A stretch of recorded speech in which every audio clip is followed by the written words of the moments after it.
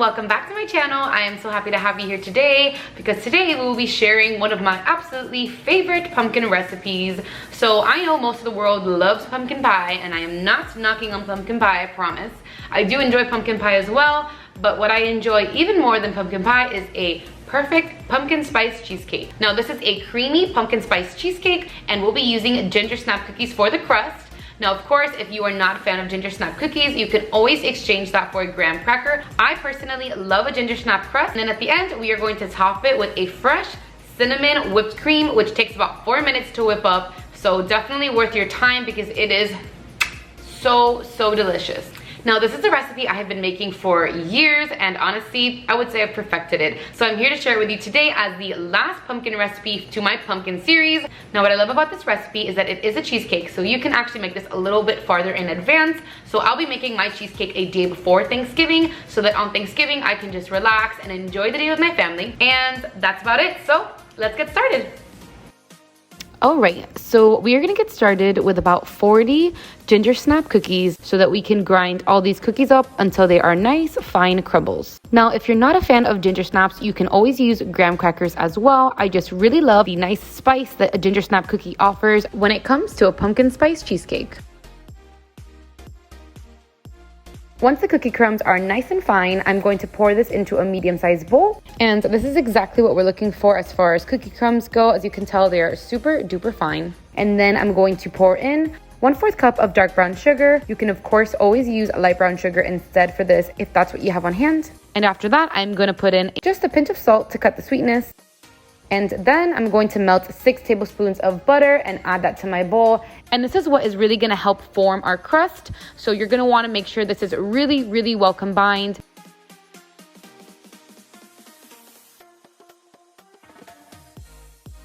I like to mix this up with a spoon at first, and then I honestly just go right in with my hands because you'll notice because of the butter, some of the crumbs will start to clump up. So just use your fingers to make sure that everything is nicely separated and evenly combined.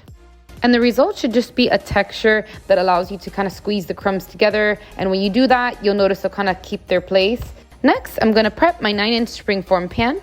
So this buckle right here is actually what we're going to use to release the cake once it's done baking and it's been in the refrigerator for a bit. And pretty much once you release it, the cake will come out really nice and smooth. Now, if you notice these little indentions right here, these indentions make it a little harder for you to remove the cake out of the pan. So what I'm gonna do is flip this bottom part right here, and this will basically allow us to bake the cake on the flatter side of the bottom of the pan so that when it's done baking, we can easily remove it from the pan with a cake cutter or very thin spatula. I actually learned this from a famous chef named Thomas Joseph, and I've never stopped doing it since then, and it has been so helpful. So I'm going to lock the pan back together, and next I'm going to lightly butter the pan on the sides and just butter it as well in the inside just a tiny bit, because I'll also be cutting a piece of parchment paper to place right in the inside, and that little bit of butter does help to keep it in place when you're putting together your crust. Honestly, between the parchment paper and the butter, cake removal is pretty much foolproof. I know a lot of people struggle with this, so I hope that these tips are helpful to you.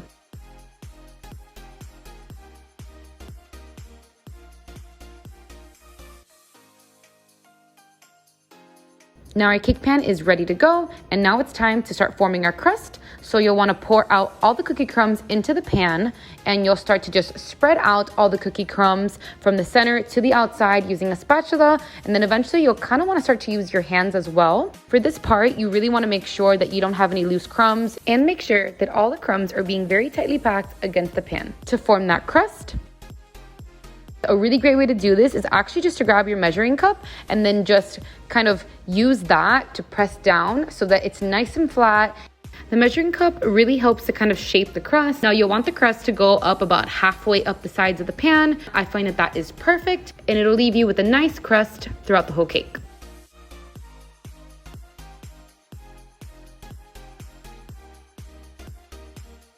And once your crust is good to go, we are going to toss this in the oven for about 12 to 15 minutes at 350 degrees Fahrenheit. And in the meantime, we'll start working on our filling.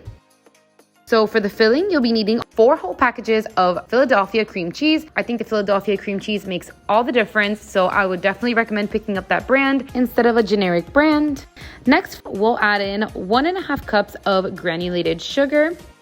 and 1/4 cup of dark brown sugar. Now, I love adding dark brown sugar to my pumpkin cheesecake because dark brown sugar has molasses that really helps to enhance the seasonal flavor of a pumpkin cheesecake. So yes, it is a lot of cream cheese, but this really is the key to a nice, smooth, creamy, and decadent pumpkin cheesecake. Now for your filling, it is so important that you only use room temperature ingredients. This is what's going to allow you to mix that filling without getting any bunches of ingredients. And once your sugars and cream cheese are nice and mixed in, we're gonna add some sour cream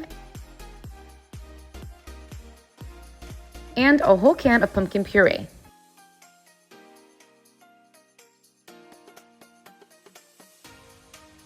All right, so now we'll go ahead and give that a good mix. And then I do like to grab my spatula every now and then and just scrape the edges to make sure no ingredients get stuck to the edges, because that does happen pretty often. So if you just use your spatula every now and then, that'll make sure that everything is always pretty well combined.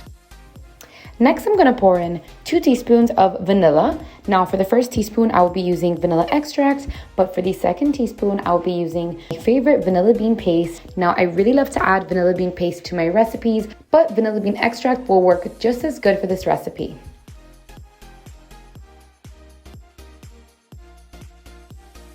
And once that's pretty well mixed, then we're gonna add our flour. Now, when adding in flour into something like this, I really like to use a small sifter.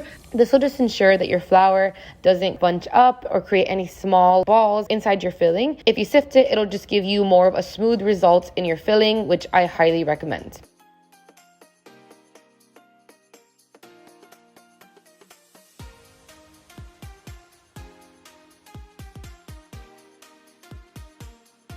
So for my spices, I'm gonna start with 1.5 teaspoons of cinnamon.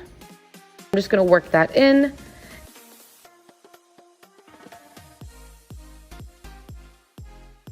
One-half teaspoon of nutmeg. 1/2 teaspoon of ginger. And 1/4 teaspoon of allspice. And one thing that you can do when you're adding your spices to all of your pumpkin desserts to really enhance the flavor is actually just to freshly grate your nutmeg. You can just grab a spice grater just like this, and you can just grate your spices until you have all that you need. For Thanksgiving, I absolutely love to do this. And then I'm gonna add just 1/2 teaspoon of salt. And then for the last ingredient, I'm gonna add 4 eggs. Now, when you're doing this part, it's really important not to overmix the eggs. So I am gonna add 1 egg at a time, and I'm just gonna lightly mix it in. And once again, it's super important that your eggs are at room temperature. That's what's going to allow you to mix in each egg nice and smooth. So make sure to take out all your ingredients hours before so that when you get started, everything is at room temperature. And then at the end, I'm gonna grab my spatula and just give that a nice mix. And we are all done. Looks beautiful. As you can tell, there aren't any little bunches of any ingredients like cream cheese or anything like that. And that's exactly what you want for a perfect filling. All right, guys, so I've had my cheesecake here on my cooling rack for about 20 minutes while I've been making the filling, and it looks perfect. As you can tell here, all the edges are nice and brown, which is exactly what you want. At that point, you know it's pretty much cooked enough, and at that point, you can take it out of the oven. Now, you're gonna wanna leave it in the oven for about 12 to 15 minutes. Mine took a full 15 minutes, but it just depends on when yours starts to brown on the edges, just like this. And now that it's nice and cool, I'm going to put aluminum foil on the outside of this to prepare it for the water bath. And then we'll put the filling inside and it'll be ready to bake. So to create the water bath, I really like to use the 18-inch aluminum foil just because it gives me a lot more coverage. So I'm able to easily wrap my springform pan. However, you can also use this 12-inch aluminum foil, which is pretty much the standard. So I'll show you how I wrap my springform pan with the larger aluminum foil and how I do it with the smaller one. So I'll start by cutting a piece that's pretty much double the size of my springform pan. And from here, you're just gonna fold the edges and wrap the sides entirely until everything is fully covered. I usually end up putting at least 2 pieces of aluminum foil just to make sure that everything is fully covered.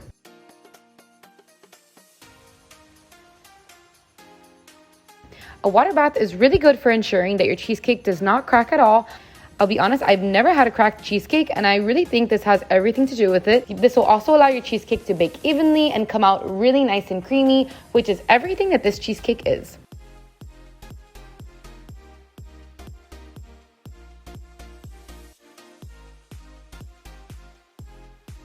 Now, if you're using regular size aluminum foil, you're just gonna grab 2 pieces that are the same size, crisscross them and overlap them just like this, and then you'll follow the same process. Now, once your springform pan is all covered, it's time to put this into a larger pan for a water bath. So I'm gonna be using a larger cake pan. Now, there's lots of different pans that you can use for this, like a roasting pan or any other pan that's at least 2 inches high.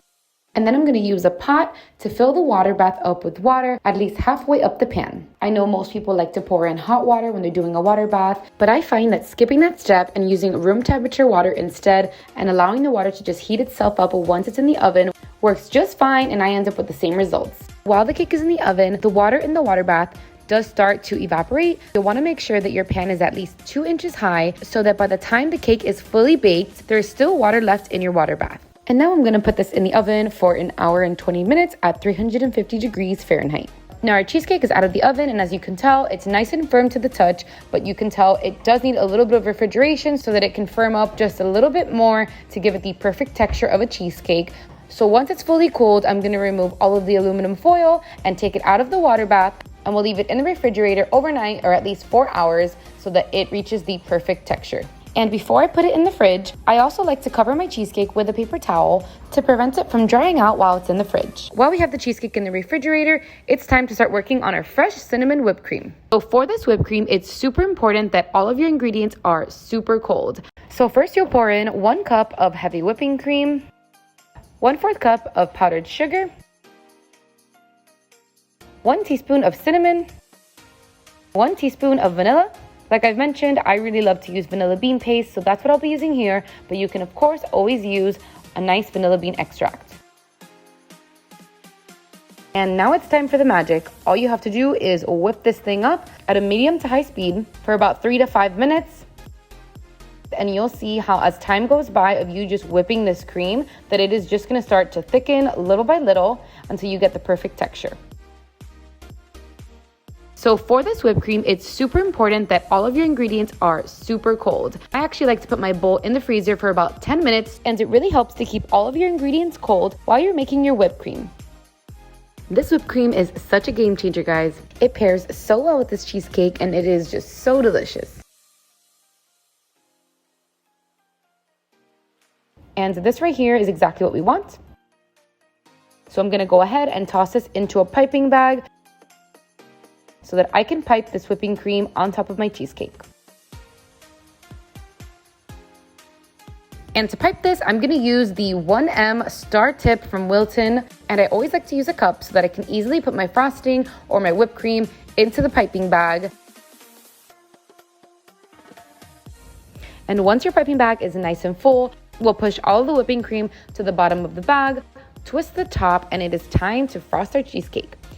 All right, our cheesecake is out of the refrigerator, and as you can tell, the ends of the cheesecake have already begun to separate from the pan, which is exactly what we want. So we're gonna use this buckle right here. You can already tell that this is going to be very easy to remove from the pan. And once you open that, you'll already see that it begins to release the cake. You're just gonna carefully slide the outside of the pan out, making sure that you're not damaging any of the edges. And then from here, you can either eat the cheesecake on this pan, but if you're wanting to remove it, I like to use a thin spatula so that I can slide my spatula right under the parchment paper and easily separate the cake from the bottom of the springform pan. And once you have a good grip of the cake on the spatula, you can actually go ahead and just slide out the pan right from the bottom, and you're all set. You don't need to separate this at all, but I truly love to just separate it and just give it a more finished look. Now I have to say, this whipped cream is absolutely delicious. There's nothing like fresh whipped cream on a dessert, and it's even more delicious because it has a nice kick with the cinnamon, which pairs so great with the pumpkin cheesecake. And there you have it, guys, the most delicious pumpkin spice cheesecake. Alright guys, I hope that you loved this video. As usual, if you have any questions, don't hesitate to comment down below. Make sure to subscribe to this channel if you loved this recipe, and make sure to give it a thumbs up as well. I hope these desserts really brighten up your holidays, and I'll see you next time. Bye!